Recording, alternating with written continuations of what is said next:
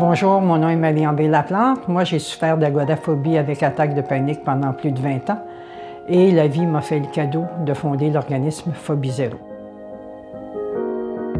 En raison des nombreuses attaques de panique que j'ai faites sur une période de 7 ans, j'ai diminué les endroits où j'allais et j'ai même laissé mon travail pour venir à vivre l'isolement pendant plus de 13 ans. À ce moment-là, même si j'allais chez les professionnels de la santé, ils ne savaient pas, je n'avais pas de diagnostic ou quoi que ce soit. J'étais une personne qui était nerveuse. C'est mon conjoint qui a découvert, en lisant une revue américaine, tous les symptômes que je vivais et enfin, on venait de mettre un mot sur ce que je vivais depuis plus de 20 ans, qui était de l'agoraphobie avec attaque de panique. J'expliquais à ma copine Lise toute la souffrance que je vivais, que j'en étais même rendue à avoir des idées suicidaires. Elle est venue parler avec moi et c'est là, en brisant ce mur du silence-là, j'ai réussi à commencer à faire des pas. Elle m'expliquait, ça fait 20 ans que tu te bats et il n'y a rien qui se passe. On va changer les choses qu'on peut, puis elle dit, on va commencer à sortir sur le balcon. Alors ça s'est fait de pas à pas. En fin de compte, j'ai réussi aussi à m'asseoir, puis après ça, descendre, puis aller jusqu'au trottoir. Trottoir, faire des demi-maisons, et de victoire en victoire, je suis même retournée sur le marché du travail. J'ai toujours cru au bénévolat et à l'implication. J'avais une amie qui était directrice dans un centre de femmes. À ce moment-là, elle dit, écoute, il y a des femmes qui ont souffert d'agoraphobie, qui sont venues au groupe, et elle dit, je ne sais pas quoi faire, je ne sais même pas qu'est-ce que c'est. Et là, publiquement, c'est la première fois que j'ai brisé le mur du silence.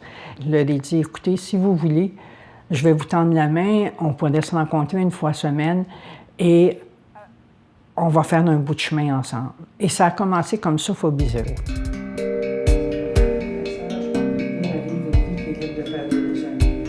Et ce qu'on suggère à Phobie Zéro, en fin de compte, c'est de venir à la maison une fois semaine. C'est à ce moment-là que j'ai commencé à faire des démarches. Les démarches ont été beaucoup de lectures sur les groupes de soutien d'entraide.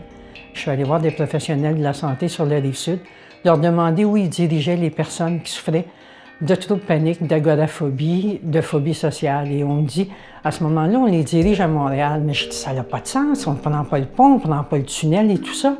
Mais par contre, on m'a même offert d'avoir une salle pour les rencontrer. Mais c'était dans un hôpital au 5e étage, mais ils ne prennent pas l'ascenseur, il n'y a rien de ça.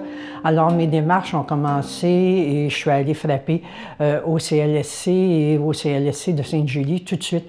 On m'a offert un local et on a fait notre première rencontre en février 1992.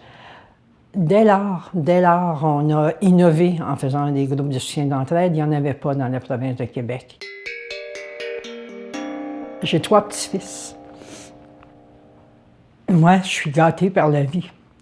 Parce qu'aujourd'hui, je fais des choses avec mes petits-enfants que je n'ai jamais faites avec mes enfants.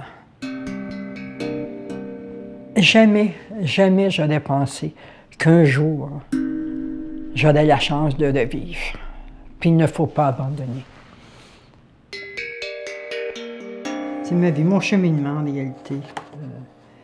Mais à ce moment-là, je n'avais pas mes petits-fils. Alors, maintenant, je dis, j'en ai une deuxième vie, mais avec... Si on m'avait dit que Phobie Zéro avait l'ampleur qu'il a aujourd'hui, si on m'avait dit ça, je ne l'aurais jamais fait. Mais ça s'est fait un jour à la fois. Ce que j'ai réalisé plus tard avec le cheminement, la désensibilisation, c'est que la plus grande peur que j'ai eue, ça a été la peur d'être moi-même. Très souvent dans ma vie, très longtemps, j'ai voulu être ce que les autres voulaient que je sois. Aujourd'hui, je suis Marie-André et je suis fière du cheminement que j'ai fait. Je vais vous dire, je disais que c'est un cadeau de vie d'avoir fondé Phobie Zéro, mais aujourd'hui, je vais vous dire que c'est un cadeau de vie d'avoir vécu ça. Moi, j'étais là pour bâtir. Je ne dis pas que c'est terminé, il y a d'autres choses que je veux faire. Je veux faire un livre, un deuxième livre, c'est des choses que je veux faire. Je veux faire un livre de témoignages avec des personnalités de nos membres, c'est en train de se concrétiser. Ça, là, je vais vous dire, c'est... J'ai encore des rêves, puis je suis encore là pendant un bout de temps, mais en arrière maintenant.